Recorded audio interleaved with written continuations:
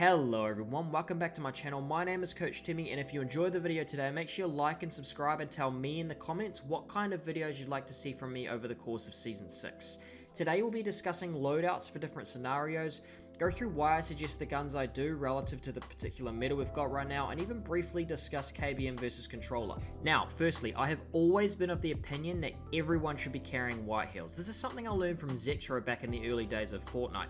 You never know how low a particular fight might get you. In comp at the moment, there might be stink bombs around you with people looking for surge, you might take fire damage, you might take fall damage. There's all sorts that can happen to you, and I believe there's no need for a third gun this season. Everyone should be carrying these whites. The only exceptions that I make are for semi-stacked to stacked cash cup games in FNCS, both solos and trios, where harpoons might be more viable. For your other heal slots with no chug jugs these days, the best 50 pot items are obviously slurpfish, but that is only relevant to the people who opt to land on fishing locations. So in general, the best options are big pots and minis with floppers and medkits, and if the game is stacked, potentially a harpoon.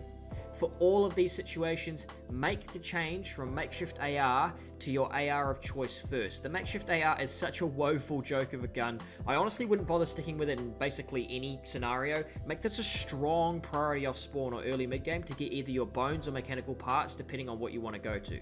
Another thing to note, this is simply my opinion, okay? If you think the primal is better or the mechanical is better in any of these scenarios, go with that. Personal preference trumps all. This is simply my analysis after a few days of playing the new update and watching plenty of top players play it as well. But the most important thing is that you feel comfortable playing the game. So if you don't like my opinion, don't worry about that. Go with what you feel best on. And lastly, this is best case scenario. Just because I would say I prefer a certain weapon in a certain scenario doesn't mean you take nothing over it. Something is always better than nothing.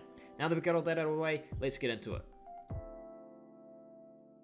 Now, first, let's discuss the public match scenario. So, when I say public match scenario, I'm meaning basically straight W keying. I'm meaning getting in the box, getting in, trying to get as many kills as you can as quickly as you can. So, for this kind of scenario, I think it goes without saying, I'm taking the primal shotgun. With the primal shotgun, I can get in the box. I can win against basically any public match player if I've got decent aim on the day. If you take decent damage, the primal AR will have your back. So yes, I'm taking the primal AR as my backup. I can get entry damage, I can get entry kills, and then if I take decent damage, it's going to have my back in a box-to-box scenario. It's got really decent DPS from afar, from up close, and then of course with the other three slots, I'm taking what we talked about at the start. I'm taking whites, big pots, and minis, but for a public match scenario, I totally understand if you want to drop those whites for something like an explosive bow or a shockwave bow. They're really good fun to play around with in those sorts of scenarios, so have a bit of fun with it. But if we're talking straight, efficiency, kills as fast as you can, I'm definitely taking primal shotty, primal AR, and then those big pots, minis, and whites if we're looking to be as efficient as possible. Alright, so let's have a chat about Arena and then Cash Cups. So these are the sorts of scenarios where you might want to be keen but doing it off of tags, doing it off of decent information. And I think for these sorts of scenarios you want the spaz or more generally the pump shotgun. With the spaz or the pump, you're looking at a more passive sort of peak heavy sort style of gameplay.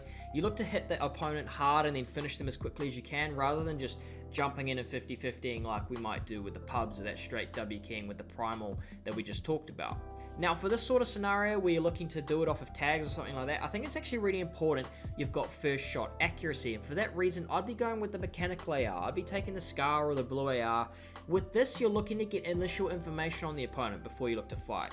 With this, you want to make sure what you're fighting. You don't want to go back in queue for 5 minutes, 10 minutes like we have to here on OCE. You don't want to waste a game in a solo trio cash cup, so you want to be able to give the opponent that initial thing to think about. You want to hit him with some initial damage and then be able to disengage if you don't like it. If you go at the primal, you're not guaranteed that first shot, and if you get keyed off for that, you've got zero information on the guy, you could be at a disadvantage, and the game's over. Now, another thing to think about, of course, heals. We discussed them at the start again. I'd be going with big pots and minis for sure. Obviously, if you can take slurpfish, they're the better thing. But this is a good discussion here. Whites versus harpoon in these scenarios. In stacked games, I'd lean towards harpoon. Harpoon was huge last season for the good teams. But, this is something for you guys to have a chat about, to have a think about. Let me know in the comments what you think. But let's move on to competitive. Now, let's get into competitive. And when I say competitive, I'm talking FNCS style lobbies. I'm talking 80 alive at the 70 surge threshold, 60 alive at the 50 surge threshold. You know, these sorts of FNCS stacked style lobbies.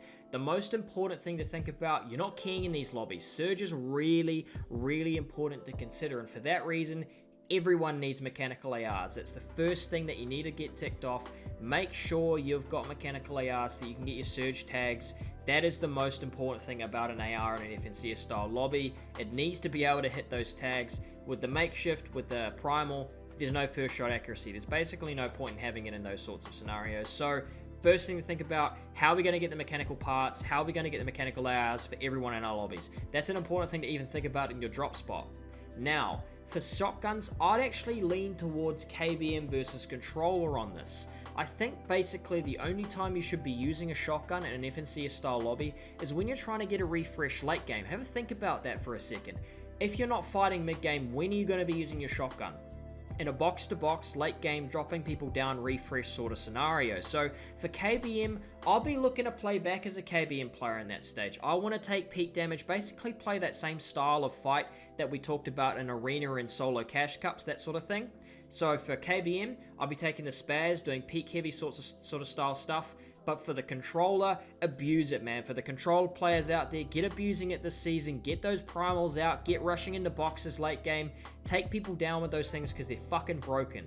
Now, let's have a chat about heals and about utility. I think it's really important for every single trio, basically, to have Harpoon. Harpoon was so influential last season. If you go have a look back at teams who consistently did well, you'll find that they consistently hold the Harpoon.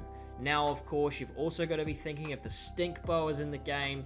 That thing is 100% tick. Basically, every team should be taking it if they can. And then, of course, you've got bigs and minis. And, of course, someone needs to be taking whites. The way that I'd probably break it down, if you can get stink bows, I'd have 2 people carrying stink bows, 2 people carrying bigs and minis, and then 1 person holding whites. That's really important.